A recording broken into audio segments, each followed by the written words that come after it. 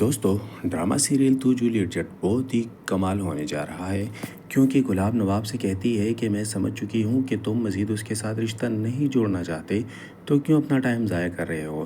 جس کے ساتھ تم نے شادی کرنی کر لو، میں تجھے نہیں روکوں گی۔ تب نواب بھی مان جاتا ہے اور کہتا ہے کہ تھوڑے دن دے دو، میں سوچ کے آپ کو بتاتی ہوں۔ دوسری سائڈ ہیر کے پاس اس کی کزن آتی ہے اور اس سے کہتی ہے کہ 5 بجے میں نے کسی سے ملنے کے لیے جانا تھا، لہٰذا میں جلدی ہو کر آتی ہوں، مل کر پھر آپ سے ملتی ہوں۔ جس پہ ہیرو سے کہتی کہ ٹھیک ہے، اپنا دھیان رکھنا اور جلدی واپس آ جانا، کیونکہ ارجن کی طبیعت کافی خراب ہے۔ جیسے ہی وہاں سے جاتی ہے تو وہاں پر وہ دیکھتی ہے کہ نواب بیٹھا ہوتا ہے۔ نواب کو دیکھ کر وہ اسے کہتی کہ تم یہاں پر کیا کر رہے ہو؟ جس پہ نواب اسے ساری حقیقت بتاتا ہے کہ ہیر ہی میری پتنی ہے۔ یہ بات سن کر ہیر کی دوست نواب سے کہتی کہ یہ باتیں تم نے مجھے پہلے کیوں نہیں بتائی؟ جس پہ نواب کہتا ہے کہ میں نے تم سے چھپائی کب تھی، بس موقع نہیں ملے تھا بتانے کا۔ ڈرامہ سیریل تو جولیٹ جٹ، اس میں نواب کی ماں نواب سے کہتی ہے کہ مجھے اب پتہ چل چکا ہے کہ تم ہیر کے ساتھ رہنا نہیں چاہتے، لہٰذا بہتر یہی ہے کہ تم موو آن کر لو اور ہیر کو چھوڑ دو۔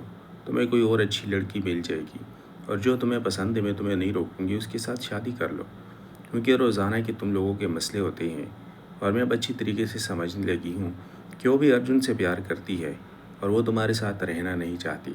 جس پہ نواب کہتا ہے کہ مجھے تھوڑا سا سوچنے کا ٹائم دے دو۔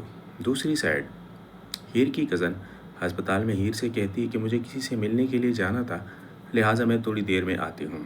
جیسے ہی وہ ہسپتال سے نکلتی ہے اور یہ دیکھتی ہے کہ یہاں پر نواب بھی موجود ہے، تو وہ جاتی ہے اور نواب سے کہتی ہے کہ نواب تم یہاں پر کیا کر رہے ہو؟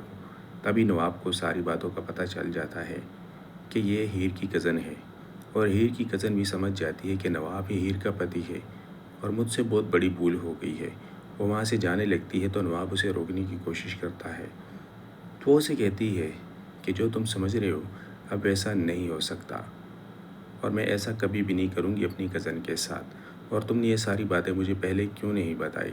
اس پہ نواب کہتا تھا کہ مجھے اس بات کا ذرا بھی علم نہیں تھا کہ تم ہیر کی کزن ہو، اور ہم بیٹھ کر بات کرتے ہیں، سارے مسئلے حل ہو جائیں گے۔